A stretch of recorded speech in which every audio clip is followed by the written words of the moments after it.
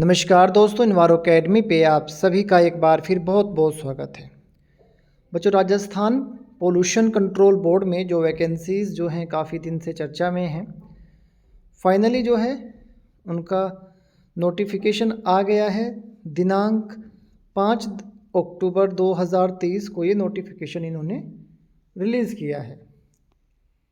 इसमें अगर हम देखें, जेएसओ के लिए 59 पद हैं और आपके जेईई के लिए 50 पद हैं। और अगर हम कैटेगरी वाइज ब्रेकअप देखें तो सामान्य वर्ग के लिए 17 सीट हैं जीएसओ में, और सामान्य महिलाओं के लिए 5 सीट जो हैं इनमें से आरक्षित हैं, और 2 सीट जो हैं वो विधवाओं के लिए आरक्षित हैं। तो जेएसओ के लिए 59 पद हैं। इनमें से 17 पद जो हैं अनरिजर्व्ड कैटेगरी के लिए हैं। इनमें 5 पद महिलाओं के लिए, सामान्य महिलाओं के लिए आरक्षित हैं, और 2 पद जो है विधवाओं के लिए आरक्षित हैं। इसी प्रकार से आप जो है सभी जितनी और कैटेगरीज हैं इनमें ब्रेकअप देख सकते हैं इस नोटिफिकेशन से। जेईई में सामान्य में 15 सीट हैं, और सामान्य महिलाओं के लिए 5 सीट आरक्षित हैं, और विधवाओं के लिए 1 सीट आरक्षित है। टोटल 50 सीट जो है जेईई के लिए है।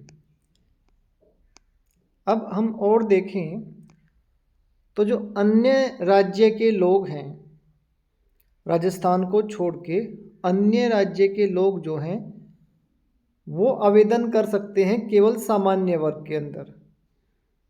ठीक है, ये पॉइंट नंबर 12 आप देखेंगे। पॉइंट नंबर 12 में ये लिखा हुआ है कि जो अन्य राज्य से स्टूडेंट अप्लाई करेंगे उनको आरक्षण का लाभ नहीं मिलेगा, केवल सामान्य वर्ग के अंतर्गत ही वो आवेदन कर सकते हैं। यानी कि जो अनरिजर्व्ड सीट हैं उन पे कोई भी स्टेट का लोग जो है अन्य राज्य भी अप्लाई कर सकते हैं। ठीक है बच्चों, तो अन्य राज्य के बच्चे बहुत सारे क्वेश्चन करते रहते हैं कि सर हम एलिजिबल हैं कि नहीं हैं।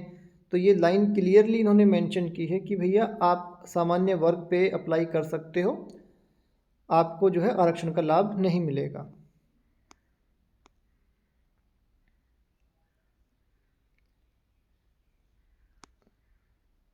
क्वालिफिकेशन में हम जो है A.1 पॉइंट आप देखें। सबसे पहले 1 पॉइंट इन्होंने दिया है। पहला जो क्राइटेरिया है, जेएसओ के लिए फर्स्ट डिवीज़न के साथ में एमएससी या एमएस की डिग्री होनी चाहिए, any branch of chemistry, soil science, environmental science, microbiology after BSc, है ना। बीएससी के बाद आपका जो है एमएससी होना चाहिए फर्स्ट डिवीज़न के साथ। ठीक है, आपकी जो एमएससी में फर्स्ट डिवीज़न होनी चाहिए। ठीक है बच्चों, आपकी जो फर्स्ट डिवीज़न है वो एमएससी में होनी चाहिए। और जेईई के लिए आपकी एमटेक होनी चाहिए। बीटेक के बाद में, एमएससी के बाद में एमटेक वाले लोग एलिजिबल नहीं होंगे, केवल बीटेक के बाद एमटेक वाले जो लोग हैं वो एलिजिबल होंगे। आपका बायोटेक में, आप सिविल में, मैकेनिकल में, इन्वायरमेंटल में, टेक्सटाइल में, किसी में भी अगर आपने बीटेक किया है और आपका जो एमटेक है वो इन्वायरमेंटल इंजीनियरिंग में है तो आप अप्लाई कर सकते हैं।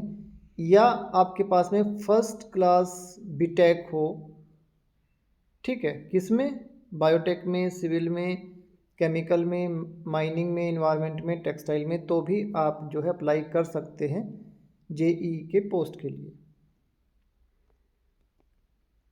वेतनमान में आप देखें, जो आपका जेएसओ है उसका पे मैट्रिक्स जो है लेवल 12 और जो जेईई है उसका पे मैट्रिक्स लेवल 10।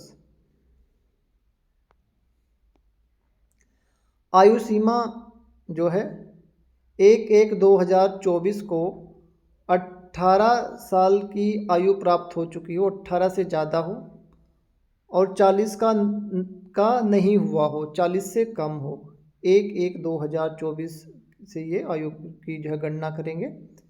और 18 से ज़्यादा और 40 से कम, ठीक है। तो 18 से 40 के लोग जो है अप्लाई कर सकते हैं।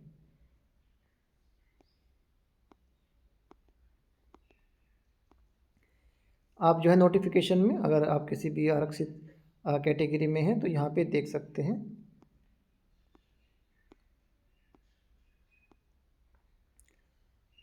चयन प्रक्रिया की अगर हम बात करें तो चयन जो है ये आपकी परीक्षा के माध्यम से किया जाएगा और परीक्षा केवल ऑनलाइन आयोजित की जाएगी, कंप्यूटर बेस्ड एग्ज़ाम होगा, है ना। बहुत सारे बच्चे ये कह रहे हैं कि सर घर बैठ के एग्ज़ाम दे सकते हैं क्या, है ना।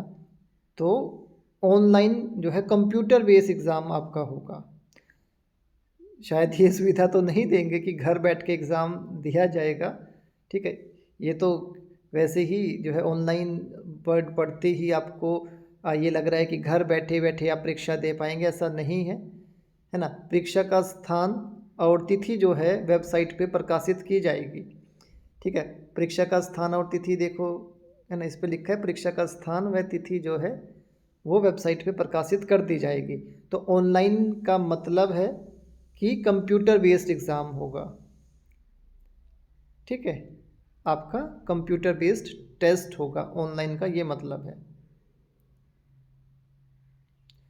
आवेदन अवधि जो है 18 अक्टूबर 2023 से लेके 17 नवंबर 2023 को रात्रि 12 बजे तक आप आवेदन कर सकते हैं।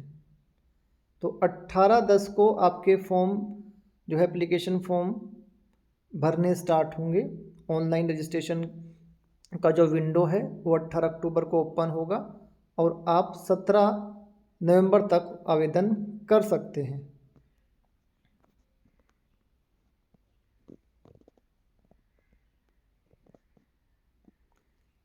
परीक्षा भर्ती के लिए कोई भी शुल्क नहीं लिया जाएगा। सिलेबस जो है आप सभी लोग देख ही चुके हैं, एक बार फिर से आप देख लीजिए।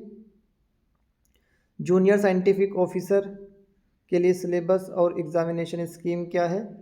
पार्ट ए ये पूरा इन्वायरमेंट का है, इन्वायरमेंटल जनरल नॉलेज इसमें है, EIA इसमें है आपका, एंड एक्ट हैं, वाटर ट्रीटमेंट, वाटर एनालिसिस, ठीक है। वाटर ट्रीटमेंट में बेसिकली इसमें जो है जो आपके ट्रीटमेंट सिस्टम का इवेल्युएशन आपने करना है कि कैसे वो कर रही है, तो डिफरेंट डिफरेंट स्टेजेस पे जो है आपका जो ETP STP हैं वो कैसे काम करते हैं। एयर एंड नॉइज़ पोल्यूशन ये तो आपने देख ही लिया होगा। पार्ट बी जो है उसमें आपका GK आएगा, special reference of history, art, culture, tradition, literature, heritage and geography of Rajasthan,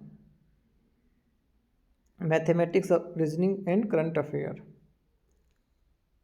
examination scheme जो है इसमें 75 क्वेश्चन होंगे और प्रत्येक क्वेश्चन का 3 नंबर होगा और पेपर जो है हिंदी और इंग्लिश दोनों भाषाओं में होगा। क्वेश्चन पेपर जो है हिंदी और इंग्लिश दोनों भाषाओं में होगा। तो एग्जामिनेशन स्कीम में इस प्रकार से है कि आपका जो है पार्ट ए में 60 क्वेश्चन है, पार्ट बी में 15 क्वेश्चन है, 90 मिनट का पेपर है और टोटल 225 नंबर का पेपर है। प्रत्येक क्वेश्चन के 3 मार्क्स हैं और एक गलत आंसर पे 1 मार्क्स काट लिया जाएगा। अगर आप एक आंसर जो है गलत करते हो तो 1 नंबर कट लिया जो है माइनस में चला जाएगा। 40% जो है इन्होंने पासिंग मार्क्स रखा है। इसी प्रकार से आप जो है JEE का भी देख सकते हैं, ठीक है बच्चों। तो ये नोटिफिकेशन आप डाउनलोड कर सकते हैं। जो महत्वपूर्ण चीज़ें थी वो हमने यहाँ पे हाईलाइट कर दी हैं, आप इनको देख सकते हैं। इसको पूरे ध्यान से आप पढ़ेंगे पूरी नोटिफिकेशन को। एलिजिबिलिटी क्राइटेरिया को एक बार फिर से अगर हम देखते हैं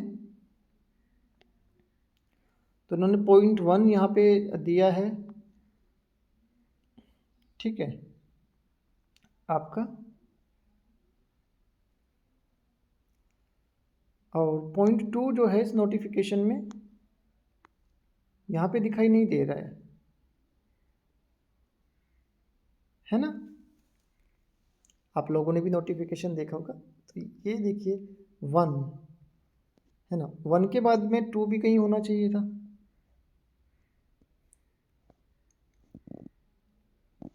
चलिए, हो सकता है ये वैसे ही इन्होंने लिख दिया हो। तो बच्चों, ये है, ये नोटिफिकेशन आप पूरे ध्यान से एक बार पढ़ेंगे, डाउनलोड कर लेंगे। और थोड़ा हिंदी में है, तो जिन बच्चों को हिंदी पढ़ने में थोड़ी तकलीफ़ है वो जो है आसानी से पढ़ पाएँ, इसलिए कुछ चीज़ों को हमने हाईलाइट कर दिया है। बाकी तो आप लोग जो है अच्छे से इसे पढ़ेंगे, अपनी तैयारी करते रहिए। बच्चे, कोई समस्या आपको आती है डेफ़िनेटली आप जो है हमसे पूछ सकते हैं। सिलेबस के रिगार्डिंग कोई भी ऐसी आपको प्रॉब्लम है, कोशिश करेंगे ज़्यादा से ज़्यादा अच्छी से अच्छी वीडियोस जो हैं आपके लिए लेके आएँ। जो बच्चे ऑलरेडी कोर्स इनरोल कर चुके हैं इन्वायरो अकेडमी का, वो तो पढ़ ही रहे हैं। बाकी कोई बच्चा जो अभी तक कोर्स ज्वाइन नहीं कर पाया है किसी कारणवश, वो ज्वाइन भी कर सकता है। अगर उसे लगता है कि वो जो है सेल्फ स्टडी से करना चाहे तो वो अपना सेल्फ स्टडी पे ध्यान दे, पूरा सिलेबस को फोकस करते हुए। हम भी जो है कोशिश करेंगे ज़्यादा से ज़्यादा अच्छी से अच्छी वीडियो आपके लिए लेके आएँ। रात से ही बच्चे बोल रहे थे कि सर जो है इस नोटिफिकेशन पे एक बार आप वीडियो जो है बनाए, जिससे कि हमें कुछ महत्वपूर्ण तथ्य जो है फैक्ट इस नोटिफिकेशन से रिलेटेड जो जानकारी है वो हमें प्राप्त हो सके। तो बच्चों, आप भी इसको पढ़िए और अपना काफ़ी समय अब आपके पास में है। नवंबर में तो पेपर आयोजित होने की संभावनाएं नहीं लग रही हैं, तो दिसंबर में जो है पेपर आयोजित ये होगा। बट सब कुछ क्लियर तो तभी हो पाएगा जब आपका जो है एप्लीकेशन फॉर्म सबमिट होकर ये डेट प्रकाशित करेंगे। बट फिर भी यही आप सोच के चलिए कि जल्दी से जल्दी आपने अपना संपूर्ण सिलेबस अच्छे से करके ख़त्म कर लेना है। फिर उसका जितना भी टाइम है उसको आप रिवाइज़ करें। क्वेश्चनों की संख्या जो है पिछले की अपेक्षा आधी हो गई है, इससे घबराने की कोई ज़रूरत नहीं है। अगर आप अच्छे से अपना एग्ज़ाम की तैयारी करेंगे तो डेफ़िनेटली जो है आपका सिलेक्शन होगा। God bless you. जियो बच्चों।